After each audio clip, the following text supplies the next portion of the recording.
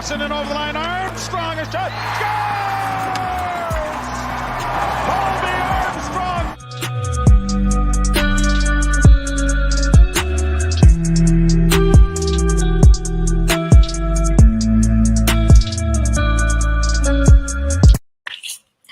What's up, everybody? Welcome back to Maple Leafs Media. As always, I'm your guy, Jake, and today we have a very special guest on here. Close to 500 games in the NHL, also a successful second career in broadcasting with Sportsnet. Needs no introduction to this channel. Colby Armstrong. How are you doing today, Colby? Jake, nice, nicely done on the video. That was cool. I was smiling watching some of those clips. It was really nice. Yeah, appreciate it. Thanks for having me on. Yeah, when you watched that clip, man, thank you for coming on. When you watched that clip, was there any that stood out to you? I think the goal where I went 5-hole on Johan Hedberg against the Devils was really cool. Just because I played with Hedberg. Obviously, he was a Penguin to start, and where he got coined the nickname Moose, I think, from playing the Manitoba Moose. So they got called up. He still had the Moose helmet mask on. So he was I went to camp here in Pittsburgh initially, starting out with him, and then ended up playing with him more significantly in Atlanta. But he's like a workhorse goaltender. And I went out on the ice with him, like as guys do, early for practice, and stayed out late. And he would stay there and take breakaways and shots constantly as he was our backup. And the guy's an absolute workhorse, awesome teammate. So it was like that goal in particular, because it's like at that point, it's who's in whose head with the amount of times that I've shot on him, and he knows where I like to put it, and all those little drills. So you get a chance like that. And I don't know if I've ever really surprised him and beat him 5-hole. And he's unique in himself too, because he's like a throwback stand-up, Jake. So it was kind of like an old pitching duel against a batter there with him and I when I was shooting on him. So that one stands out. That's it was just some bragging rights you got over him there. Yeah. So interesting you're talking about that, because that's something that I've always kind of wondered, and I want to get some insight from a professional. So when you go up against a goalie that you've played against a number of times, or that you've practiced with and played on the same team, generally when the player and goaltender know each other, who has the advantage?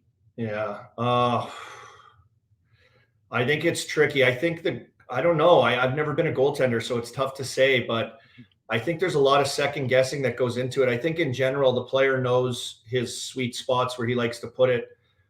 Give or take, you have a split second, where the net is, right? Like the net never moves. It hasn't moved in hundreds of years. And, you have your spots in certain areas of the ice. Goaltenders know this. They're crafty. They're smart. They study. I think it just comes down to a mind game. Like, honestly, it's just outsmarting a guy and changing something up that he would otherwise think would be like your go-to or your cancellation play or shot A. And that's where you can catch a guy. It was funny. I was talking to Fleury even the other day, and we were kind of discussing this topic as well, just because it's funny when you see guys shooting on guys, and where even players know where guys like to shoot, not just goalies. Like, players know a guy's spot, or it's kind of like their default spot where they like to put it. And I was talking to him about that too, and I asked him, like, even I hadn't played with him in so long, but I'm like, where do I put? He goes, high glove, buddy. I'm like, all day. Like, that's my spot as a righty shot, coming down the right side, dip the shoulder, pop it, short side, high glove. Anywhere I default to high glove all the time. It's kind of like my vice of shooting. But yeah, he still had it after all these years. So it's funny. I'm still in his head. I'm still in his kitchen, Jake. So if I get out there against him ever again, I know he'll be thinking about that, right? So then you give him the old dip the shoulder and pop it 5-hole like I did on Hedberg. That'd be sweet to see. Colby Armstrong making a comeback, dangling out Marc-Andre Fleury. Yeah, no, I think it would be more like a beer league now. We're both at that age where, how old's Mark now? I think it's like going to be like an alumni game where you'll see us playing against each other next. And hopefully in the alumni game, we can lure him to the, as I live now in Pittsburgh, we can lure him to the Penguin side of things, wherever he lands here, now that he's getting a few more stickers on his suitcase, traveling around to team to team. Yeah. Well, Just curious, you're talking about the Pittsburgh alumni stuff. Is that kind of stuff that you do? Do you do much alumni Yeah, events? yeah. I would say like post career, talking to guys like it's crazy, and then obviously there's a lot of conversation around post career and athletes and the transition and how tough it is. I mean, we could get into all that, but I think what the alumni provides is kind of like your second team a little bit again with fundraising, different events, chance to get together and hang out and have that time that you're used to having your entire life. So look, here in Pittsburgh, we've done a lot of stuff and continue to around, especially around the holidays now, and in combination with the Penguins and the Penguins Foundation. So it's nice to be linked with all those kind of entities and be a part of it and get together for games and get together for.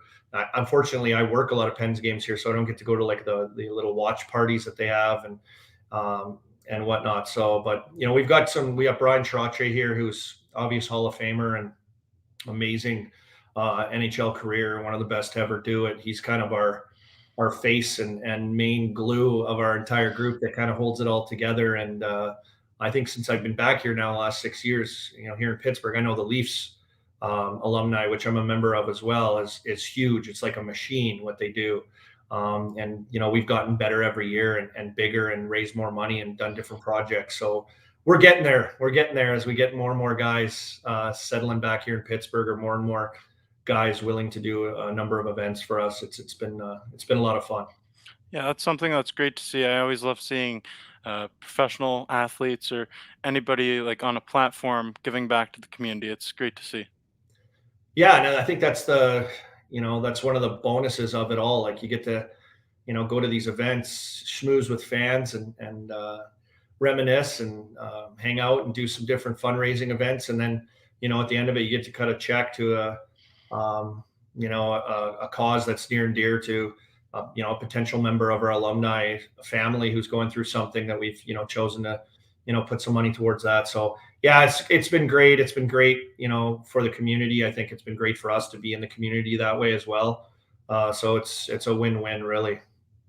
Yeah, keep at it. Keep up the great work with the Alumni Association. And I just want to ask some questions because we're talking a lot about what's going on after your career Yeah. playing hockey.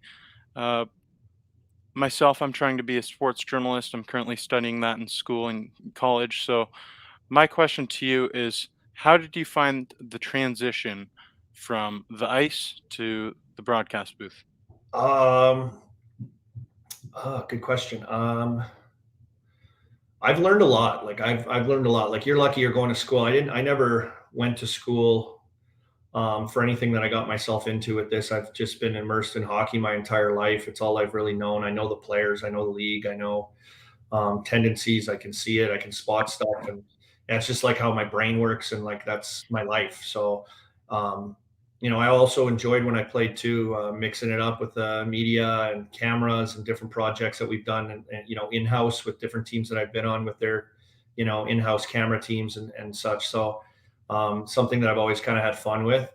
And always had like my agent or my parents or teammates and friends that always said, "Oh, I can see you doing this when you're done," type of thing. So it was interesting when it kind of started to happen. Of course, Sportsnet got the NHL rights deal. I just retired and quit playing, and was looking to move on into something, try something different, and yeah, it just seemed like a good fit. So I slowly worked in, man. It wasn't always smooth and easy, and I was lucky to work with a lot of great people that helped me and mentored me or showed me or taught me, and got put in a lot of different situations, some that were more comfortable and others that were I was like, oh my god, that was rough. I did not feel good about that. Like doing what you're doing right now, for example, interviewing people, talking to people.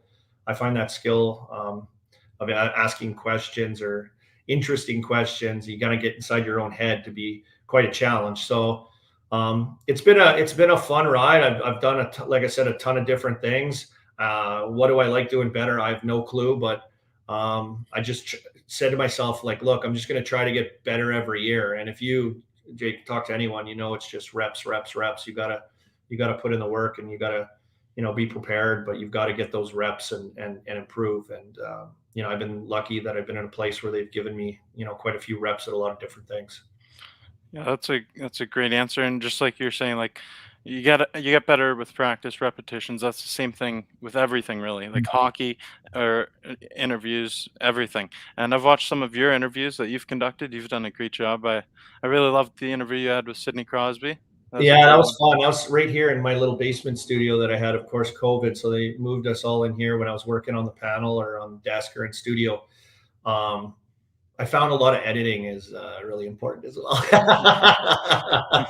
That's It's I like don't have that on this live at the feature. start, the video you showed of me at the start are great little clips of hits and goals and stuff, but you left out the rest of the game, which is very, very important Yeah. to make you look cool. Yeah.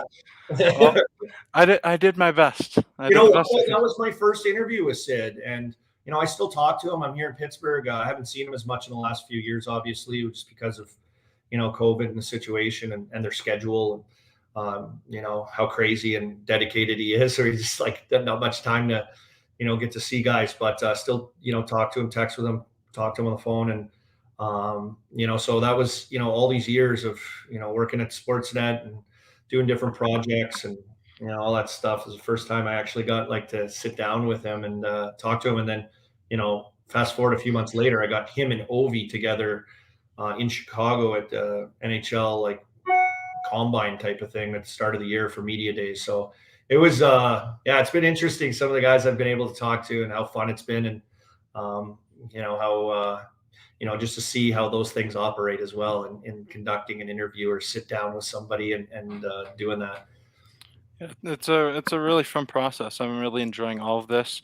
Uh, we were talking about Sidney Crosby there a second ago, your former teammate, and what I also took away from the interview is a former roommate as well. Yeah, that's right.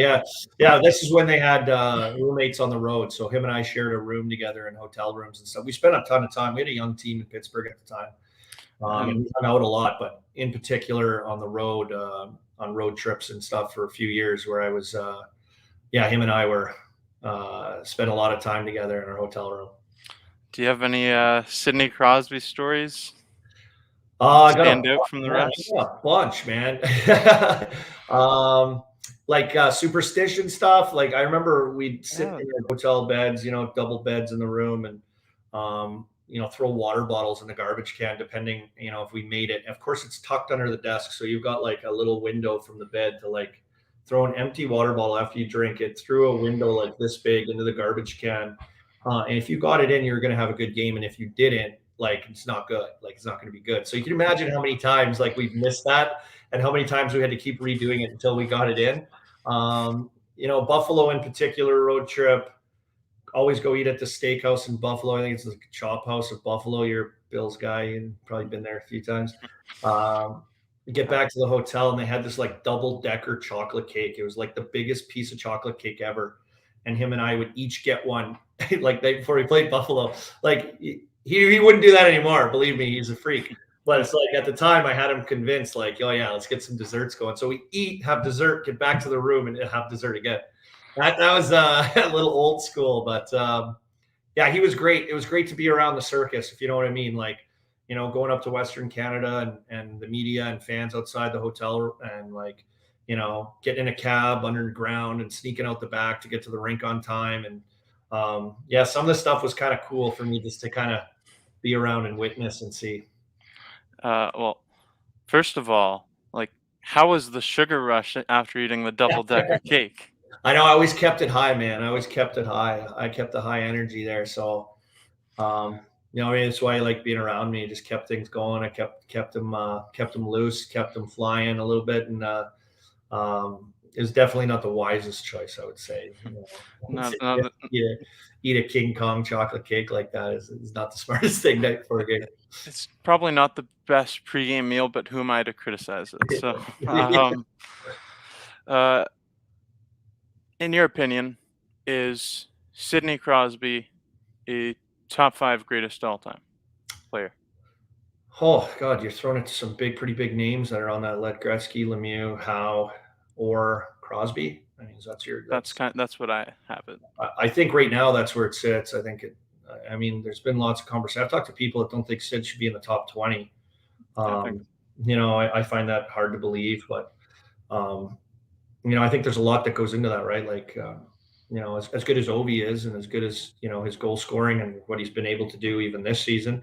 If he didn't win a Stanley Cup a few years ago, I wonder where people would talk about him. But now that kind of that's checked out of the way on his journey now, and it slots him in to a pretty good spot on people's lists. But I think winning has a lot to do with it, and Sid's won a lot. I mean, 3 cups and Olympic golds and World Junior golds. Like, he's kind of done it all the way, and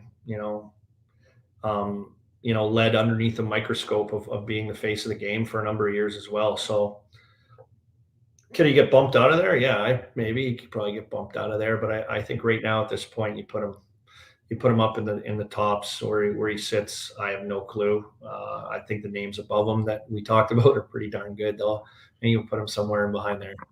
Yeah, I've got him right on top 5 as well. Yeah, 4 or 5-ish, but yeah. he has the opportunity to go up or down. Well, it's hard to compare, right? Let's talk about obviously McDavid and what he's doing. I think in regards to these lists, or top ever, and you could say like McDavid may be the most electrifying player to ever put on skates, and I think that's pretty true. And I had this conversation. I forget who I was talking to about this the other day. Is look at Leon Draisaitl, like totally different looking player. Relies on his teammates a lot more with his playmaking. Different size, different package of kind of player. Still has speed, but controls the game in a different way, like a totally different way. And so he's having a pretty darn good year. He's producing, scoring like mad, and and he's come on in the last like 3-4 years as like truly one of the best players, right now in this generation, along with McDavid. So it's interesting to see the contrast of games and players and comparisons, and how hard it is, when looking at it. But I think if you've got McDavid on, they're playing the Penguins tonight, man. So if you've got McDavid versus Crosby, but anytime McDavid's on, he's must watch, just because he gives you that edge of your seat factor that anything can happen when the puck's on a stick, and there's no one like him the way he can play.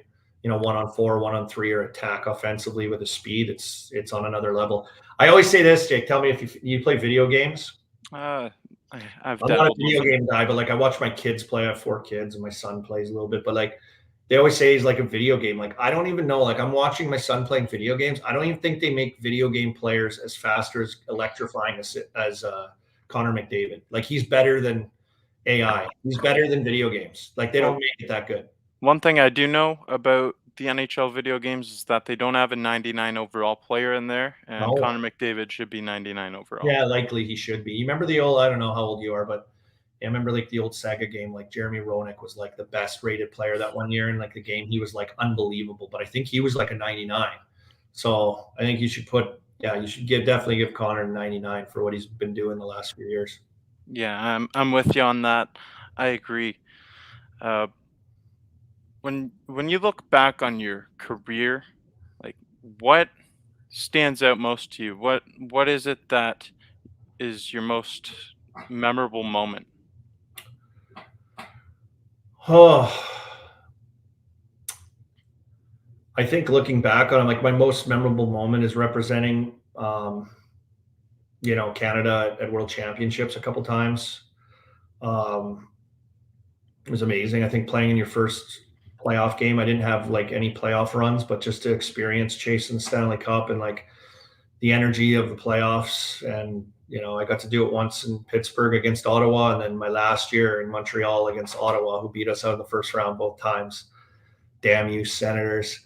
But I think those 2 moments for me, and, looking back on it now, and things that like I appreciate is like all the great people I met, like when you're done and leave the game, and you're kind of just left with like a Hockey DB account to look back on and like, oh, okay, that was cool, nice. I like to look back on all the great guys I played with and got to meet, and from all over the place, all over the world. And, in particular, my time in Toronto, I was injured a lot. It wasn't great. Like I had a hard time, going through some tough injuries and some tough times, and just dealing with stuff like that while I was there. It didn't go as planned at all. But, I spent Christmas one year with the monster, Jonas Gustafsson, and Carl Gunnarsson and their girlfriends and my wife, and we went curling. I forget where we went curling, like in Mississauga somewhere. They let us come in on our break, and we did like a couples curling match, and it was like some of those moments that you think back of. And I haven't talked to those guys in like forever, but like those guys are awesome guys. Like I know if I called them or if we saw each other, it'd be so easy to like hang out again. So I'm thankful and look back at like all the great players and good people and coaches and trainers and everyone that I've met through this game. And that's kind of all you're left with is relationships and friendships. Yeah, it's all about the connections that you make throughout the Yeah. whole journey, the whole process of getting there, Yeah. uh, all the way up from junior and then through up into your broadcasting career now. Yeah. Oh yeah. That's kind of what it all. That's life, man. That's life, and that's anywhere you go to school. You meet friends at college. You have friends from high school. Some you stay in touch with, some you don't. It's just kind of life kind of moves along, and you're left just with those great moments and great memories of certain times, and I had a lot of them. Well, did you keep any, like, what's the coolest thing that you kept from your playing career? Oh, I might have it, but I do. Hold on 1 second. Cool. Oh. Reckon my little set here. I got my first goal puck. Okay. So, yeah, the Booster Club in Pittsburgh gave me this little thing that's like a little plastic holder thing that you put it in with. It says like first NHL goal with the date. The Penguins Booster Club. And I scored my goal against Atlanta, who I ended up playing with later and becoming friends with Kari Lettinen, who was the goaltender that I scored on as well, and playing with him in Atlanta, and still being in touch with him. And I went and visited him in Dallas when he was with the Stars as well. But I think that's like a cool keepsake, and to have that's just kind of I think one of the better memories from most guys' careers, first game, first goal type of thing. So I got that. That's awesome. And I got a cool picture with Steve Yzerman over here. Let me show you. Right there with the World Championships, we won gold. Yeah. And that's me with my arms around Stevie Y and celebrating our gold medals together, as he was the GM of that team when I was asked to go there. So yeah, there was some cool moments and cool guys that I got to, see and hang out with and experience some cool stuff with. You can pat yourself on the back for that World Championship. You had the game-winning goal in the gold medal game there. So. Yeah, it held up to be it. It's a funny story from that game because it was in Russia, and I'd never been to like Moscow or Russia ever in my life. I never played Team Canada, so it was my first time going to such an event, and going to somewhere else in the world to play hockey, which was really, really cool. Just to see how big Moscow is, how like crazy they are for hockey, how much it's part of their culture, how much they love it. It was really interesting to see that because we only see like Canada as like the number one, right? Like we care more than anyone else. And I was like, damn, man, these Russian people, they care a lot about hockey. Like they certainly do. So they lost in the semifinals to Finland, and we had like translators on our team that were like crying. They were so torn up that their team didn't make it to the final. It was a big deal. And and I scored the goal to make it, I think at the time, I'd have to remember, 3-1, I think, or something like that. And the score ended up being 4-2. So my third goal held up as the game-winning goal at the time. And, when they show any highlights from that tournament, Rick Nash, who was like MVP of the tournament on our team, he was awesome. He scored this like epic Hockey Canada goal with like 2 players draped all over him. And it was actually in like the last minute of the game to, get that extra goal to make it 4-2, because it was a 1-goal game up until that point. So it was a big goal, but mine was a game winner. And then Rick Nash goes down in like the last minute and scores this like 2 guys draped on him, big man, power forward, takes it to the net, falling down, doing the splits, tucks it in by the goaltender with a minute left in the game to have us go up by 2 goals. And that's the only thing they talked about was like, that was like the goal of the tournament. I'm like, guy stole my thunder, man. There was the only goal I scored all the tournament. It held up to be the game winner, and Rick Nash scores this epic goal to seal the deal. But it was a great experience. It was awesome. You got the game winner. That's what matters most. You got the game winning goal. Heck yeah, man. And That's a pretty sweet moment, and that was a sweet puck that you showed me, that Atlanta Thanks, Thrashers puck. buddy. That's pretty cool. I feel like that's something that anyone who scores their first NHL goal treasures forever. Back in '06. I mean, time is flying, man. Time is flying. So yeah, it seems like forever ago now, kind of. Yeah. Yeah, yeah. Time does fly like that. It's crazy. So when you're uh, sorry, when you look, yeah, looking at your career, like uh, that puck that you had there, Mhm.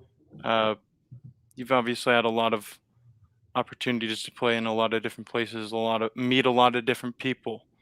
Myself, I'm a sports memorabilia collector. Oh, So, what I was wondering is, what is the weirdest autograph request you've ever had?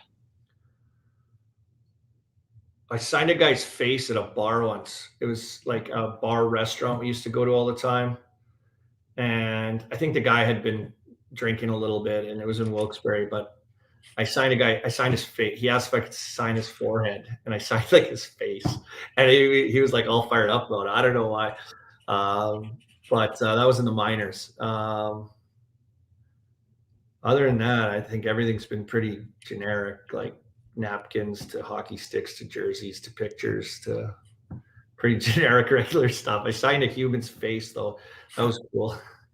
That's a unique answer. I've not heard that one yet. This is a question that I ask every guest that I have on Yeah, yeah. here, and that's definitely the weirdest one I've gotten.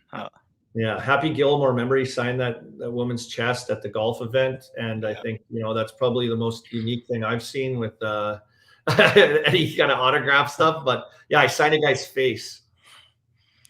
Wow, that's a story that you'll have forever. I don't know, it's stupid. um, how special is it to know that you wore not one but two original six team jerseys in Toronto and Montreal? Yeah, yeah, I think it definitely helped me to, my job, what I'm doing right now and playing in both of those franchises. I think, when you put on one of those teams' jerseys with the following and, the history, the fan base, the bright lights, the attention, um, main, you know, how much your team is shown on TV all the time, every weekend, Hockey Night in Canada, all that stuff. That's it's amazing to be in those two pressure cookers. And of course, I'm from Saskatoon, Saskatchewan, and we got a lot of Leaf games growing up as a kid on Hockey Night in Canada all the time. And so I watch, you watch a lot of Leaf games. You're kind of forced to. I had a lot of Leaf fans as friends, and their families. So it's funny how that works. But I grew up. Funny enough, I was a Habs fan from out west, and so it was interesting. Like for me to play my last year after going from the Leafs, then going right to Montreal from the Leafs. That's kind of crazy. That was like I was like, oh geez, like is this allowed? And then that ended up being my last year is in Montreal before I'd spent a year in Sweden, playing for the team that I loved as a kid. So it was awesome. It was an awesome experience just to be a part of both those, both those organizations, and like just to put the jersey on over your head and wear it, and how cool they both look, and how iconic they both are. And to be in like kind of like the pressure cooker of expectations as well that comes with doing that as well was like an awesome experience as well. Yeah, I mean, I couldn't imagine. It'd be fantastic. I'm sure that's what everyone dreams of in Canada, really. You dream of Yeah. playing for the team that you cheer for, and Yeah. you got to do that. I didn't know that you were a Montreal Canadiens fan growing up. So that kind of takes away from my question a bit. The question that I was going to ask you. So June 30th, 2012, you were bought out by the Toronto Yeah. Maple Leafs after 2 seasons of your 3-year deal, and the following day you signed with Montreal. My question to you was, did any of this have to do with retribution? You know what? Good question. Pretty good question from a Leafs fan, I think, right? Yeah. You know what? It had to do with Mark Bergevin was signed there, was the GM there. That was his first year. Who we all know what just happened to him recently, as he was let go of from the Montreal Canadiens just recently. And he had hired Michel Therrien, he hired as his coach that year, who I had for several years in Wilkes-Barre when I was coming up through the system in Pittsburgh, and then in Pittsburgh with the Penguins. So I had Therrien for like 6 years as a coach. He knew me really well. He knew how I played. I knew him. I knew how he coached. I knew what he wants. I know what he likes. So there's like kind of like that trust factor there that when, I became available and bought out for him to come and, his first year on the job, to get some, familiar faces and people that, know what to expect from him, and have someone in the room, I think likely important to him as well. And I knew Bergevin as well, who I was going to training camp here in Pittsburgh, and he was still playing here at the time. So it's weird how those relationships kind of come back around. And so it wasn't like retribution or anything. It was just like a really good opportunity for me to be with some, a familiar face. And after 2 hard years of, concussion, high ankle sprain, hand surgery, crazy eye injury I had, breaking both of my feet in 2 years, I was like, I was thrilled for like hopefully another opportunity. Yeah, that was a tough time. You dealt with a lot of injuries. I couldn't catch a break, man. I couldn't catch a break. It sucked. It was hard mentally. You're separated from the team. You're on your own, rehabbing a lot. Like it was a really difficult time. Just, as a player that comes in, they're brand new. You have expectations of yourself, but there's expectations also from, the fan base and the media. And I just couldn't stay healthy. I couldn't get like things going like how I wanted it to. And then trying to rehab back into a lineup, with a high ankle sprain or off a concussion, when you're virtually sitting on the couch for quite a while, it's tough to get going again. So it was a tough couple of years for sure. Yeah, that sounds like a grueling process for sure. A lot of time being away from your teammates, being sidelined. That really sucks. I've never played sports professionally, but I've had injuries in sports as well, and it sucks. Yeah.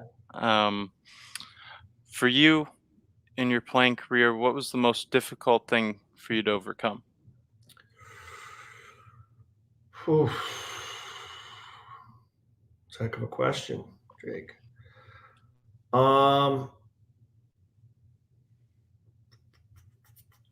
Two things, I guess. The injuries that I just talked about. I'd never really been hurt through my career. I'd been pretty, I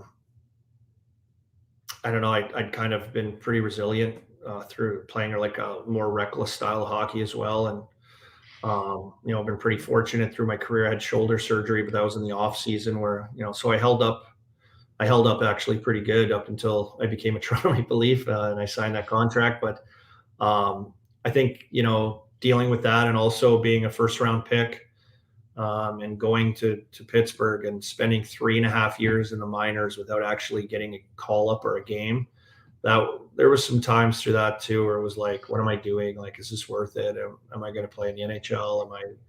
Am I good enough? Like, you have all these second guessing questions. I think, as most guys that we see now, I think it's younger now more than ever. And I think there's a lot of factors. Like players are better at a younger age. I think salary cap has lots to do with it. Players are cheaper when they're younger as well. And, you can get pushed in your, win a spot over someone else who may make a little bit more than you. And, so there's a lot of factors I think that go into it now, but when you're looking at your list of guys that are drafted ahead of you, or guys in your first round, or guys that are drafted behind you that have, now got a handful of games in a few years, and you're going like, okay, like, how am I the only guy in the first round that hasn't played a game yet? Like, what am I doing? Am I playing in the KHL next year? Like, what's going to happen to me?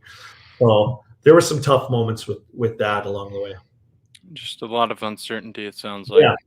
Yeah, it's always like that. And of course, players are used to it, and their families, right? It's waiting for a contract. Like, of course you wish you could just sign a contract every year. That doesn't happen until, the last minute. that's why in like the job I'm doing now, and like if I have a contract with something and like it's up at the end of the year, and I never really panic through the summer because it's like I'm so used to like it like working itself out at the end or getting to it and figuring it out. But there was always something when you were playing that was you had to figure out or conquer or get ahead of or ask for help. And that was a lot through the journey of trying to play in the NHL. Was much the same. Well, that's great, and that's great that you overcome all this stuff. You made it to the NHL. You got close to 500 games in the NHL, and a successful second career as an analyst. So I'd say you're doing pretty good, buddy. Yeah, I'm married and got 4 kids, and living back here in Pittsburgh. My wife's from Pennsylvania, so we're pretty happy, and things are going pretty good. And although the world's a little wild and has been for a little while now, we're figuring out new ways to do things like everyone else, and new ways to work and stay busy in the business of media and the landscape of cable and digital. As you know, everything's kind of all over the place. So it's been really cool and ever changing, and my kids keep me pretty busy, so there's not a dull moment. That's great. That's great. How often do you go down to the what is it, PNG PPG, Paints Arena? PPG Paints Arena, yeah. Well, I work here now in town also. Since I've been back here doing radio and regional broadcasts for AT&T Sportsnet here in Pittsburgh and covering the Penguins. So I get to most home games. Every home game, I'm working. When they're on the road, I'm in studio, doing studio stuff here, which has been good. And we're got fans back in the building this year. And it's kind of funny, since I moved back to Pittsburgh, my first 2 years back here, the Penguins went back-to-back Stanley Cup champs, and my kids were much younger, and the city was going crazy and parades and going to playoff games. I never went to an NHL game till I was like 16 years old, so I'm a little spoiled that way, living in a city here where that had happened. So my first 2 years here regionally doing radio and get my feet wet here in the market here, it was quite a time to do it. And I got to go to the Stanley Cup Finals and be doing pregame, postgame radio. So yeah, getting down to PPG Paints Arena and being around the Penguins, who've been really, really good to me and my family here, has been an awesome ride, and got to see and do some really, really cool stuff outside of Rogers Sportsnet in this kind of new post-career life that I have. That's great. Sounds awesome. Like, Yeah, it's awesome. I'd love to go to the games and stuff like that. It'd be sweet. Hell, man, I'll tell you this. I got to go on a damn parade. Like, what the hell am I doing in the parade? But like everyone, the radio, the TV, all their crews and everyone are kind of on a float. So I was with the guy they call the Godfather here, Stan Savran, local sports media legend in town. And him and I were in like a convertible together, driving down, like people everywhere. Like I was like, this is crazy. This is like, what am I doing here? And I got to bring my son with me. So we have some really cool pictures and moments from kind of the insanity that is the championship, especially here in sports crazy Pittsburgh. Yeah, Pittsburgh is sports crazy, and I'm kind of just wondering, what is the vibe around the Pittsburgh Penguins right now down there in the States? Like, hasn't been a great start to the season for them. They've been dealing with a lot of injuries and stuff, so just kind of want to get some insight from someone down there. Yeah, I think time will tell. They're kind of stuck in the middle right now. I guess they've gotten through, the early part of this year, the quarter point of this year, I guess, like kind of okay, considering, they've been dealing with, COVID and injuries to key players, and Crosby and Malkin, and now Brian Rust is injured. And we've seen the emergence of Tristan Jarry, though, who's played really, really well, and kind of how big Jeff Carter's been for the team, and Gino's injury and Sid's injury here early. Kind of a blessing, and a veteran player that, has, picked up a lot of a lot of the weight. So where they go from here, I think people are just kind of waiting to see where they go from here. And Ron Hextall, Brian Burke got brought in to do a job. They haven't really put their stamp on this team yet, or made any moves, or really touched it in any kind of formidable way of putting their kind of look to this team. So what will happen with that, Jake? I think we're going to have to wait and see. I think a lot will hinder on obviously how the team does, but I think how Malkin looks. I think coming back as well as Letang and Rust and Malkin have expiring contracts that need to be looked at, and I think the overall picture of the team and in the grand scheme of things is something that I think is at front and center of I think the fan base's mind. But I'm thinking, do they make the playoffs again? I think they've made it 16 years in a row. They have like the most consecutive playoff appearances in any major sport in North America. So it'll be interesting if they can kind of get their foot in the door again and play for the cup and get Gino healthy and see how this team looks, because it can change a lot. It's been a tough start, but it's really hard to count out any team with Sidney Crosby, Evgeny Malkin, and Chris Letang. These guys on them. Uh, it hasn't been necessarily pretty so far, but I believe that this team they'll get back into the race. Juan, what about you, buddy? Everyone's feeling good about your Leafs, man. And they had a good month, franchise-setting month, winning like crazy.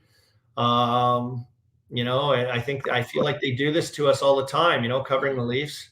Yeah. They do this to us all the time. It's plan the parade in November. Like, great. Like, nobody cares. Like, can you continue this and take it in the playoffs? And I think the Leafs might be, and you tell me, are they like they have to be like a show me team at this point, I think, because it's like, you've had this core together for how long? You've had expectations for how long?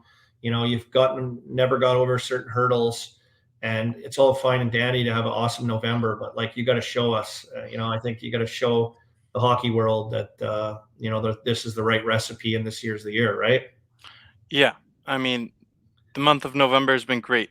Yeah. This team's won 14 of their last 16 games. They're 12-2-0 in the month of November. That's the franchise record, for a month. That's great. But you're right. Like, it's November. I'm buying into this team again, and you get the streamers for your car for the parade. I'm getting excited, and ultimately, it doesn't matter. It doesn't matter until we see what happens in April. We need to see what this team can do in the playoffs. Yeah. And I think that's where the pressure of being, a 9, 10, $11 million player and getting the job done when the chips or the stakes are the highest, I think is, it's you got young guys, but they're not that young anymore. And you got guys that, on this team and in the core group of this team that are relied on that, for me as a hockey person, like I like watching good hockey. I like watching exciting things. Like November, if I'm a Leafs fan, is awesome, but I would check that hardcore and just be like, man, like, get me to the playoffs, get me where the money's made, and let's see if you guys can earn that money, and let's see if this is really for real. So it's like Tristan Jarry here. Tristan Jarry had tough playoffs last year. He's in starting goaltending position for the first time in the NHL. Didn't go as planned, didn't finish great. And like, he's trying to earn like the trust of the fan base back here. He's trying to show that like he's a starting goaltender. He has the mentality, he has the fight, he plays like, position with that emotion to like battle. And so far he's been unbelievable, like an all-star on this team. And not only in the team, but really truly in the league. With his play so far. And a lot of people say, well, Tristan, like, that's great, but like, let's see what you do in the playoffs again, because last year didn't go that great. When your play kind of buckled in the moment. And I think the Leafs are, I think with a lot of fans and a lot of hockey people are just kind of waiting for, where the money's made that time of the year. Yep. We got a long way to go until then. And, it is hard as a Leafs fan. It's like, what am I supposed to think right now? Yeah. I'm happy that the team's winning. It's nice to see them doing well, but ultimately, it doesn't matter until the playoffs come. That's absolutely. That's how it always is, man. But until that time, the Leafs get the most talk and the most media attention, I think, of any team in Canada, and I think rightfully so. They've got a slew of really great, talented players, and obviously tons of potential. So until that time, I guess we'll just keep going. Yeah, but yeah, but yeah. Who's your favorite Leaf player? Who's your favorite guy on the Leafs? Currently, Yeah. that's a tough question. There's not a player I don't like on this team, really. a true Leaf fan. Jack Campbell's kind of been taking my heart over the past month or so. Yeah. The way he's playing on fire, but John Tavares is someone who I think he's a class act from what I've seen. I've met him a couple times, and Awesome. he's always been nice to me. So probably JT. Yeah, there you go, buddy. That's awesome. My kid, like Austin Matthews, wildly popular with 11-year-old boys hockey on my son's team. They all love him, and McDavid. So, they all want to watch his games and watch his highlights and YouTube him, and that seems to be super popular. I've always enjoyed like what Mitch Marner does and the way he plays and the way he kind of dictates games and shapes games with his play and his brain. Is really fun to watch for me. Well, there's some good games tonight. Yeah. Leafs Avs, Sid versus McDavid. Leafs Avalanche. So Yeah. McKinnon returns, and then you have Crosby McDavid. Those are two great matchups. McKinnon returns or Kadri comes back. That's a big scoop there. Kadri's on fire, man. Yeah, Kadri, he's coming back. That's the one you got to play with a little bit. Yeah, I loved him. I thought he was awesome, and I think he was searching to be what kind of player he wanted to be. I never thought he would, truly be the physical beast that he's turned himself into, because he was a supremely skilled, like nifty, smaller player, and he's a good teammate, and he always had a little bit of edge to him. But to see like what he's turned into in the NHL and how impactful he is, and I loved him when he was on the Leafs. I know people get mad that he got suspended or took penalties, but I just think he's so super important and such a darn good player. Happy to see the success that he's found and had, and the player he's turned into is incredible. He's a blast to watch. I'd love to have that guy on my team any day. So yeah, that'll be cool. I know he loved it in Toronto. He always says that. So it'd be cool for him, I'm sure, to get back and playing against the Leafs. And I heard he was at the Raptors game last night and everything. So getting his feet back in his old stomping grounds. He probably got an ovation at the Raptors game last night. Like the amount of times I'm doing post-game shows and I got comments about how the Leafs should have never traded Nazem Kadri. Yeah. I get that all the time. Yeah, I feel that way too. So yeah, I just want to ask a couple more questions about the Toronto Maple Leafs before we head off here. This Maple Leafs media, so it's kind of fitting, expected, I'd assume. Yeah. Right now, the team's very hot, and we've been talking about the what ifs. But I want to ask you: do you think that this is the year that the Maple Leafs make it out of the first round? Yeah, that's like the only question, right? Like it's like Stanley Cup is cool to talk about, but like really, truly, like that's the real question. Yeah. Like, can they, slay the dragon that is, the first round of the playoffs? And I think still, like, if you look at it and you look at the quality of teams also at the top, it's still like it's just like as good as they are, it's still like going to be like a challenge. And can they, I think you're going to have to look at them possibly having to win their division and put themselves in a position to play one of those wild card teams, and hope for a good drawing in the wild card team, because like I think every team, most of the teams in the tops of both divisions in the East are going to be pretty darn good. So it's I think this is a potential season where if everything works out as planned and health and everything comes together, that they can put themselves in a pretty good position to get out of the first round this year. Yeah, I'll give them this is the year. I'll give them this is the year that it may happen. You know what it might happen against? It might happen against the Pittsburgh Penguins if they meet them. If Penguins can get into like they seem to be sitting in kind of that middle area wild card position right now. It'll be interesting to see. It could be you and me could be talking later on this year again. I'll have to do some post-game shows for that. Yeah. I'm not certain that I'd like that matchup for the Toronto Maple Leafs. Well, Pittsburgh, they Toronto. smacked you guys around a couple times. Yeah. A blowout, and then just came in and kind of systematically like pain in the butt to play against type of hockey. And yeah, they have potential. The Pens to be an upset. So I mean, that's what I'm saying, man. Like there's nothing like for sure. I think in hockey and in sports in general, but especially in hockey, like any night you could go into it and any team can knock off anybody. So it's super interesting. It'll be interesting to watch, down the stretch, some of these matchups that might take place and how big these, wins against the Leafs for the Penguins. If it does come down to that, how much does that sit in Toronto's mind or their brain heading into a playoff series if they do meet, just to say, Yeah, and it's not like it was a close game. These were convincing victories. So, yeah, that's something that they definitely take in as momentum if you're Pittsburgh. And, Sidney Crosby lights up the Leafs every single time. So, yeah, it wouldn't be an ideal matchup for the Leafs. Yeah, they don't even have Gino in their lineup yet. So we'll see what that looks like and when they play again. But steal a boxing line, man. Styles make fights. That's what they always say in boxing, and I think that can be said in hockey to a degree with this way certain teams play and teams match up against each other. And who would have thought last year that Winnipeg would keep Draisaitl and McDavid completely off the board through a playoff series is incredible, but they're set up to play a certain style in defending against them, and I think they still kind of give those guys a little bit of trouble. Even through the regular season. So they have the recipe a little bit there where it works. So it'll be interesting to see how some of these matchup kind of pan out and play out as we head down into the second half of the season. Keep an eye on those standings.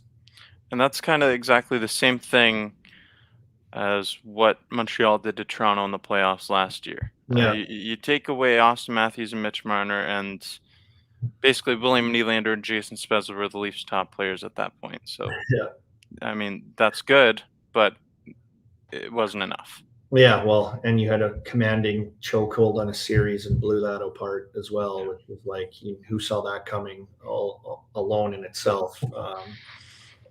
And you're getting a migraine headache. Are you sweating right now bringing these all up? But it's something, I think, a hurdle, obviously, that stands in the way of this group that they have to, I think, show the hockey world, show their fan base that they can take the next step, that they can get over that and, be a closer, right? It's one thing to be fancy and good and score, but you got to be a closer. You got to put teams away. You got to, have that killer instinct. And I know in Leafland, they talk about that a lot. The killer instinct. Yep. I've heard that a bunch. I've heard that a lot over the past few years. Hopefully things change for the Leafs. Hopefully. That remains to be seen. If not, buddy, I'll send you down a nice Penguins backdrop for your broadcast. Okay. All right.